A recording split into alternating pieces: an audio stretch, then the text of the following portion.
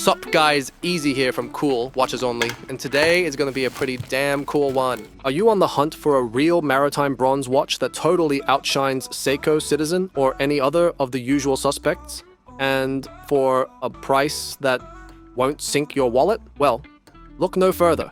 I'll be reviewing the AQUATRIDENT Helsman, a stellar watch from the same folks who brought us the fantastic Zezame Dragon's Eye and many other original models. This piece is almost uncompromised. Check this out. Original design, automatic movement, super clear sapphire glass, solid maritime bronze, titanium, incredible lume, and the only watch I know with a glowing dinosaur.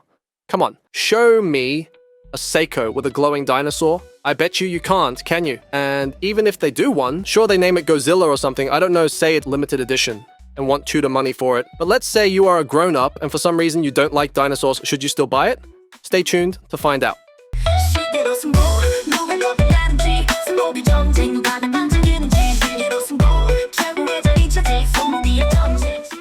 Alright, let's kick things up with the unboxing. The box is huge, they use the same boxes for some of the zezame, depending when you buy them, but on the AQUATRIDENT you get the big, more premium box no matter what.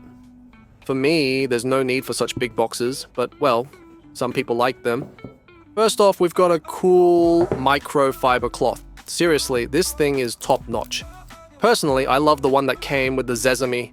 Been using it a lot, even for my glasses. They kindly included this thing too. Any idea of what it is? Please leave it in the comments. There's an extra silicone strap. Super original and well-designed with those sharp angles. Very cool. It totally matches the bold design of the watch. And look at this, a filled warranty card. Props to the brand for that. Nice job, guys. Now, just a heads up, if you didn't notice the disclaimer, this watch was sent to me for free by the brand. But if you've been following my reviews, you know I just don't care about that. If I like it, I'll rave about it.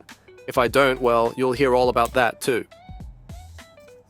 Okay, let's get to the watch. This represents a 200% improvement. Since it's not mummified in plastics, it's good for the environment, you know, saving the whales and all that. Realistically, this thing is super tough. I don't see anything damaging this. It's very well protected. Okay, materials and finishing. These guys went overboard. The full case construction is of solid bronze, specifically CuSN8. This is what's called a live material. Over time and with exposure to seawater and the elements, it will develop a patina that not only provides protection, but also makes it unique. No two watches will look the same. Initially, it will look like rose gold, then tarnished, and eventually turn green. I'll try to show you later on. Besides that, the case back is solid titanium with ionic copper for color matching, and the buckles are made from stainless steel with the same finishing. This means none of the surfaces that come into contact with your skin will leave a mark from tarnishing or patina. Won't leave a mark on your hand or fingers. Super well thought out. Okay, so what else? The included leather strap is from genuine leather. It's 22mm, no 20, so I won't be able to test other straps. I would love to have other straps, but it takes too long to arrive. I would prefer have they used the standard 20, but it is a design choice. This thing is as far from generic as you will get on AliExpress. It's aggressive. It looks like fins, like scales or something. Both the leather and the silicone are super comfortable. The glass is another thing, completely trashing everything on the price range. 10 layers of anti-reflection and anti-glare, 5 on top and 5 under. This is the clearest glass I own. Probably better than Boltony and San Martin. It has a blue tint, but still I would sacrifice saturation for luminance any day. It rocks. Okay, let's talk about the lume. The daylight lume on this watch is impressive. It glows brightly and lasts for ages. Just a few minutes outside, and it will last all night with no problem. You can read the time clearly even against strong backlight, no problem at all. They even used a different color for the minute hand for better differentiation. The date is color coordinated and loomed too, super strong. Wait for the 35-minute lume test at the end. It will be my first test underwater. Okay, let's talk about the movement.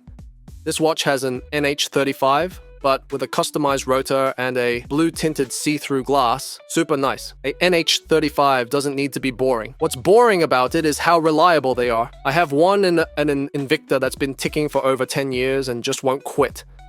These things last forever. That's the kind of boring I like. Reliable to the max. This particular one isn't bad, but it's not my best. It's between 9 to 11 seconds fast per day, which is more than fine for me. However, it's not at the level of this other one, which is almost perfect, with under 1 second deviation per day in all positions. All things considered, it is fine. Worst case scenario, you'll get there a smidge earlier. I've seen far pricier movements do a lot worse, so alright, let's force a patina on this thing.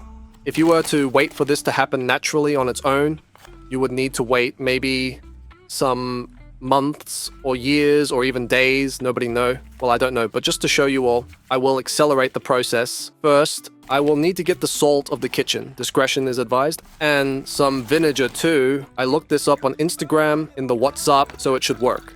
Put the watch in and put a bit more of salt. It works best with vegan salt, by the way. I'll be doing this first mildly, see as it looks. And then we'll try to get it up to at least see some green. And at the end, I will show you how to clean it too. Kind of boring. Let's drop some vitamin C for dramatic effect and solution circulation. Nice. Yeah, after a few minutes, this is how it looks.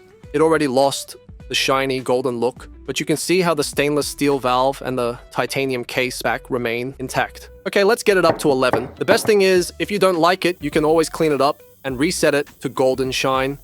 If you decide to do this, it's very important along the process to get it out from time to time and move the bezel so it don't get soldered out by the copper sulfides, sulfates, whatnot nates, etc.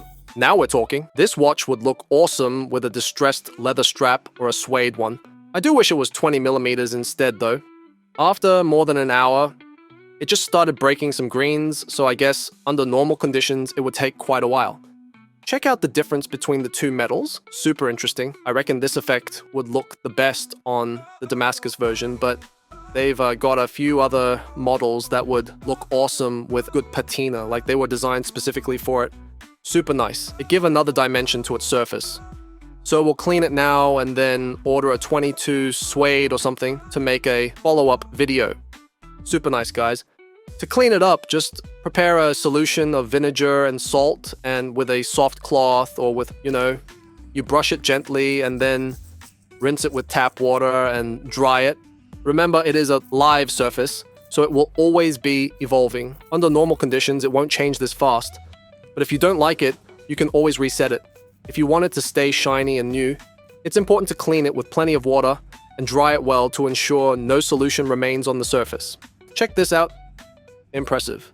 Alright, not an ad. So, the negatives. First, it is super hard to find a negative. If you think I'm being too soft or you spot I'm missing something, write it in the comments. I do read all the comments and try to answer, and we learn from them, etc. I've learned a lot with you guys. First, I think the strap selection wasn't on point. Any of the two straps are awesome, but both look kind of modern. I would include one of the two, maybe the silicone shark and then a suede or a distressed leather or something. And the fact that they decided to go with 22 instead of the more standard 20 doesn't help too much either. I already ordered a 22 and will post more pictures later. I'm having a really bad time trying to find bad things to say about it. Maybe the blue hue on glass would be a con for someone. I love it really, but I've seen comments of people that prefer clear instead. The other hand, thinking on the price, this is not a $100 watch. It costs over $300, so maybe a smaller package could cut some extra bucks. Don't think only on the price of making the box. It's the price of making it, storing it, and shipping it. All that adds up. So I'm not trying to help them or hide something else.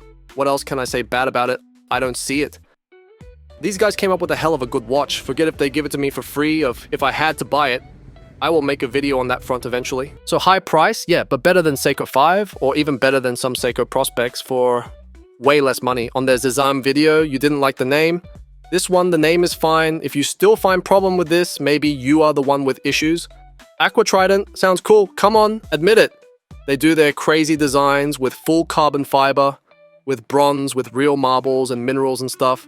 Killer loom, awesome communication from the manufacturer, supporting small channels as they value the quality of the videos instead of just the reach of the influencers.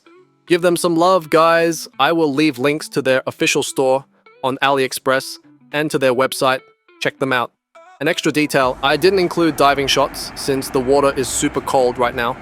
But out of all my watches, This one has spent the most time in water. I got it wet from the minute I received it to start forcing the patina. After completing the long loom test, it spent all night in the container and then went into an acidic solution. After all that, the bezel, crown, and everything still feel better than the Boderie or other watches.